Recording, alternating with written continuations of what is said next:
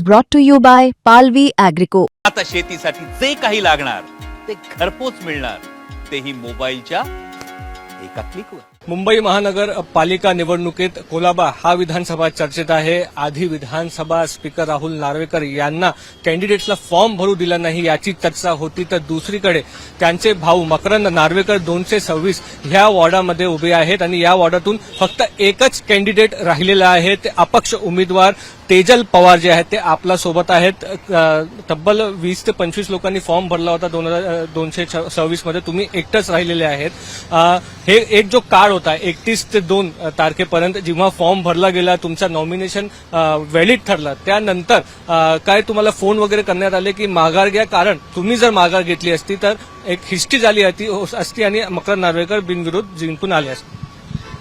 हां, 30 तारखेला आम्ही जेव्हा फॉर्म भरला त्यानंतर 31ला स्क्रुटिनी होती आणि स्क्रुटिनीमध्ये आमचा फॉर्म वैध ठरला. वैध ठरल्यानंतर आम्ही घरी येत असताना रिचर्डसनच्या बाहेरच भायखळ्याला राहुल नार्वेकरांनी माझ्या मिस्टरांना गाडीमधून घेऊन गेले आणि नंतर त्यांचे कार्यकर्ते मला बोलले की तुम्हाला पाठच्या गाडीतून बोलवलं आहे. नंतर त्यांनी आम्हाला त्यांच्या कॉर्पोरेटच्या बंगल्यावर घेऊन गेले. तिकडे नेल्यावरती मी बोलली की मला घरी जायचं, माझी लहान मुलं आहेत. त्या लहान मुलांचं कारण देऊन मी घरी गेली आणि माझे मिस्टर त्यांच्या ऑफिसमध्ये गेले. माझ्या मिस्टरांना त्यांनी काही रोख रक्कम देऊ केली, पण त्यांनी ती एक्सेप्ट नाही केली आणि नंतर मला फोन करण्यात आला की तुम्ही 5 मिनिटं येऊन भेटून जावा. राहुल नार्वेकर स्वतः माझ्याशी बोलले होते फोनवरून आणि मी त्यांना नकार दिल्या कारणाने त्यांनी त्यांच्या PA रवींद्र पांचाळ यांना आमच्या घरी पाठवले. घरी पाठवल्यानंतर त्यांनी मला पहिले समजवलं आणि नंतर मी ऐकत नाहीये हे समजल्यावरती त्यांनी मला सांगितलं की एक पहिले राजू करून कोणी व्यक्ती होते, त्यांना आम्ही तडीपार केलेला आहे, त्यांच्यावरती अँटी करप्शनचे केसेस लावले, असं केलं तसं केलं, त्यांचं नामोनिशाण आम्ही कुलाब्यातून मिटवून टाकलेलं आहे, तर तुम्ही समजून जा. तर मी बोलली की तुम्ही मला धमकी देताय का? तर ते बोलले धमकी नाही, मी तुम्हाला फक्त सांगत होतो की असं आम्ही केलेलं आहे. तर मग मला धमकी नाही दिली तर मला हे सांगितलंच का होतं त्यांनी की असं झालं करून. शेवटी प्रेशर 31 तारखेचं ते झाल्यावरती 4 वाजता ते पुन्हा आमच्या घरी आले, पण आम्ही दरवाजा खोलला नाही, ओपन नाही केला आणि मग नंतर मी तिथून माझ्या मुलांसकट बाहेर निघून गेली. बाहेर गेल्यावरती मग 1-2 दिवसासाठी माझा फोन बंद केला. माझे मिस्टरही दुसऱ्या ठिकाणी होते आणि मी दुसऱ्या ठिकाणी होती आणि 2 तारखेपर्यंत असंच चालू होतं की खूप धडधड होत होती की कुठे काय करून नाही देणार. मला नाही तर माझ्या मिस्टरांची मला काळजी होती, कारण त्यांना काही केलं तर आमचं काय होणार पुढे. आम्ही खूप सामान्य नागरिक आहोत आणि मी त्यांना तेच बोलली की मला लढायचं आहे आणि मला बघायचं आहे की काय असतं इलेक्शन, कसं त्याचं हे प्रचार करतात वगैरे, ते सर्व मला शिकायचं आहे, म्हणून मी फॉर्म भरलाय. पण ते रेडी नव्हते ऐकण्यासाठी.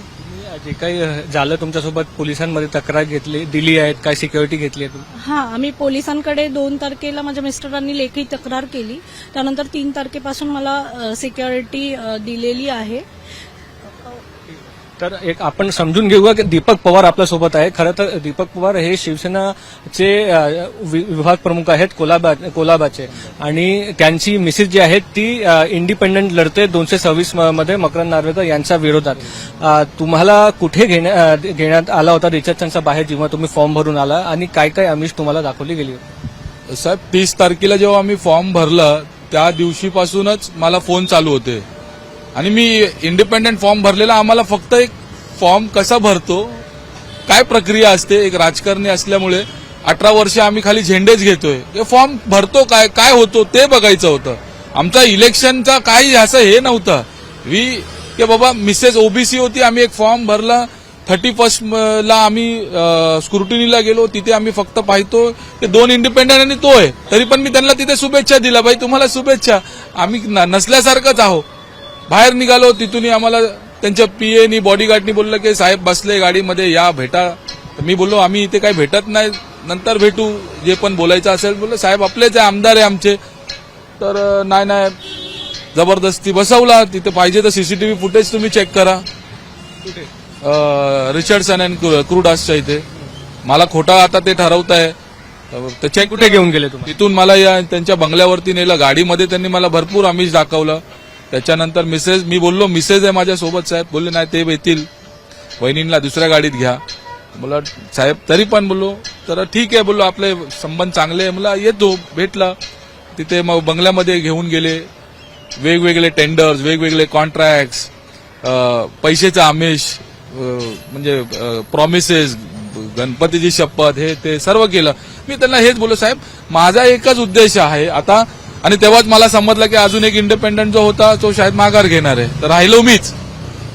आणि मी एकदम सामान्य व्यक्ती आहे सर, माझ्याकडे पैसा इतका काय, मी काहीच नाहीये, झिरो आहे त्याच्यासमोर. तो सागर आहे आणि मी बूंद पण नाहीये. पण एक आहे, मला डॉक्टर बाबासाहेब आंबेडकरांनी संविधान दिलंय, त्या संविधानचा मी हक्क बजावला पाहिजे, माझ्या त्या मनात होता. मी त्यांना नाकार दिला. त्याच्यानंतर त्याला समजलं की आता काय माघार घेणार नाही. आणि माझा लक असा की मिसेसनी बोललं की मला 1 वर्षाची मुलगी, तिला मला ब्रेस्ट फीड करावं लागतं करून घरी जायचंय, नाहीतर तिथे काहीतरी झालं असतं. ती घरी गेली, मी तिथे थांबलो. मग मला आमिष दिला, हे दिलं, मग ऐकला नाही करून धमकी दिल्यावर मी घाबरलो. मिरच्याचा हात जोडले, मला साहेब मी खरंय खूप छोटा माणूस आहे, मी माझ्या बायकोला जाऊन समजावतो. त्याच्यानंतर त्यांनी त्यांच्या पीएला पाठवलं माझ्यासोबत. ते पीए आले. पीएनी मग माझ्या मिसेसला असं बोलल्यावरती मग वातावरण तापलं. तर मी त्यांना रिक्वेस्ट केली की साहेब आमच्यामध्ये तुम्ही डायव्होर्स करणार का, आम्ही तिला समजावतो करून असं बोलून तिला पाठवलं. त्याच्यानंतर तिला विचारलं मी काय तेजल, हे तर आपला वेगळाच खेळी होतोय म्हणलं, असा तर आपण विचारत नाही केलं होतं. आणि म्हणजे हे सगळं झाल्यानंतर तुम्ही शिवसेनेचे कार्यकर्ता आहे, तर तुम्ही कोणाची सपोर्ट मागला, काय केलं? सर झालं असं की इथे 3 कॅन्डिडेट त्यांनी घरासाठी दिले, 225, 226, 227. 225 मध्ये आमचे म्हणजे आपले शिवसेनेचे, जेव्हा मी त्यांच्या सोबत होतो महायुतीमध्ये, तेव्हा त्यांनी मैत्रीपूर्ण लढत केली आहे. तर मी तेच मेसेज वरती देण्यासाठी मी ठाण्यात गेलो होतो. ठाण्यात मी सांगितलं की म्हणजे साहेब नव्हते एकनाथजी, त्यांचे जे वरिष्ठ नेते होते त्यांना मी कळवलं की साहेब असं आहे की आपण तिथे पण मैत्रीपूर्ण करू शकतो, मैत्रीपूर्ण होऊ शकते अशी, आणि इंडिपेंडंट आहे. तर तेव्हा मला तिथे कळलं की यांच्यावर पण खूप तणाव आणि दबाव आहे, माघार घ्यायची आहे. मला मी कसं तरी तिथून पण, आता मी ते पुढचा बोलत नाही काय झालं, पण मी तिथून पण हे झालो. पण नंतर मला समजलं की माझा काही होऊ शकतो. माझे फोन ट्रेसेस होते, मला ते पण समजलं, माझे फोन ट्रेसेस होते. आता पण माझे सीडीआर चेक. आता कालचीच उदाहरण आहे, मी एका ठिकाणी बसलो होतो, अर्ध्या तासानंतर जो माझ्या सोबत होता तो त्याला बोलला एक त्याच्या कार्यकर्त्याने, अरे तू तिथे होता ना, म्हणजे माझ्यावरती इतका वॉच आहे. म्हणजे मी इंडिपेंडंटला इतका काय घाबरतोय. माझा अजूनपर्यंत प्रचारही सुरू केला नाहीये. मला त्या सिंगल विंडोमध्ये सर्व त्यांनी छोट्या छोट्या परमिशन पण टाकून दिले, मला फिरायलाच देत नाहीये.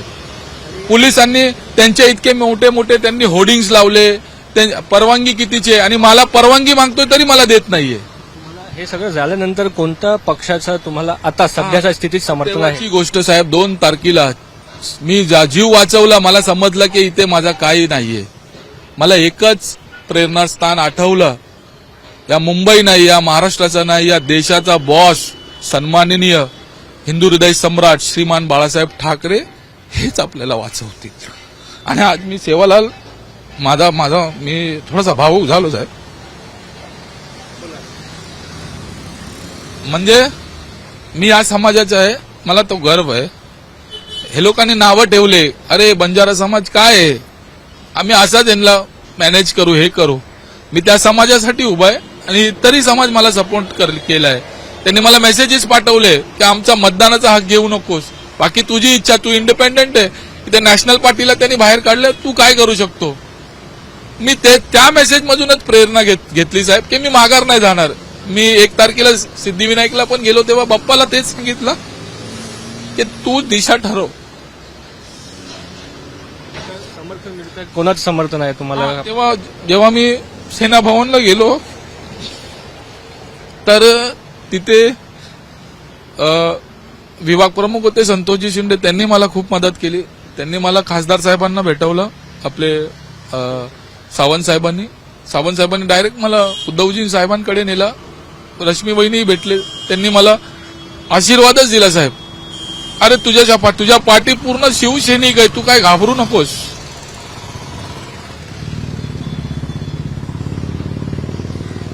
आता त्यांनी मला मग त्याच्यानंतर मी राजसाहेबांनाही भेटलो, अरविंदजी गावडेंनी मला तिथेही मदत केली की चल. त्यांनी पण माझ्या पाठीवरती हात दिला, बोलले पूर्ण मनसैनिक तुझ्या पाठी आहे, तू काही काळजी करू नको, जनते तुझ्या पाठी आहे. मी त्या हिशोबानेच मग आता त्या दोघांनी आणि शरद पवार साहेबांनी यांच्या पक्षाने आम्हाला आता पाठिंबा दिलाय, काँग्रेसनी पण आपल्याला पाठिंबा दिलाय, छुपा पाठिंबा आहे, वंचित बहुजन आघाडी, म्हणजे आता मला सर्व पक्षांनी पाठिंबा दिलाय साहेब. आणि ही लढाई फक्त आणि फक्त मी सेवालाल महाराजांची शपथ. आता कालचाच एक राजकारण झालंय माझ्या विरोधात.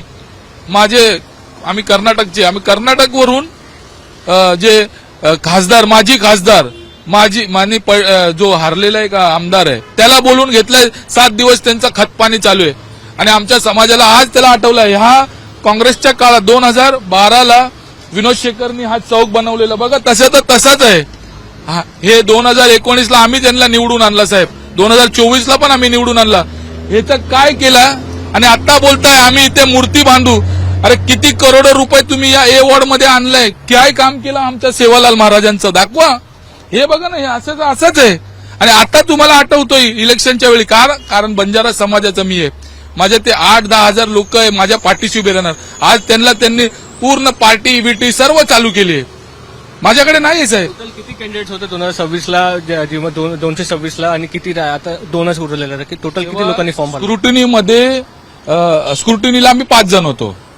5 जणांमधून एक आम आदमी पार्टीचा होता आणि काँग्रेसचा.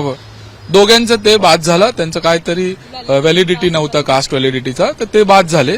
आणि 2 इंडिपेंडंट होते. 2 इंडिपेंडंट मधून 1 इंडिपेंडंट गेला, मीच राहिला. अगर मी पार्टी नाही घेतलं असतं तर तो बिनविरोध आला असता. मी फक्त माझ्या कुलाब्याच्या जनतेला, या घराणेशाहीला संपवण्याचं काम तुमच्या हातात दिलंय. या 226 वॉर्डमध्ये हे श्रीमंत लोक आहे, मी त्यांनाही सांगू इच्छितो. मच्छीमार नगर आहे, कोळी बांधव आहे, आपले यूपी बिहारचे लोक आहे, मायनॉरिटी पण कम्युनिटी आहे, हे सर्व त्रस्त आहे साहेब. हे खाली हे वरवरूनचा दिखावा आहे. मी त्यांना अधिकार आणून दिलाय, त्यांचा मतदान करा, तुम्हाला जो वाटेल ते करा, त्याला द्या. त्यांनी काम केलंय. आता मला अगर तुमचा मुलगा मानत असेल तर मला द्या, बाकी जनता तुम्ही ठरवा. बस मी ते अधिकार त्यांच्याकडे दिला. तो की निवडणुकीत आणि जेव्हा फॉर्म भरला जातो, फॉर्म माघार घेण्यात काय काय होतो, याचाच एक 226 मध्ये जे उदाहरण आहे ते समोर आलेलं आहे तेजल पवार आणि दीपक पवार यांच्या संदर्भात. कॅमेरा पर्सन साई प्रसाद पाटील सोबत मुस्तफा शेख, मुंबई तक.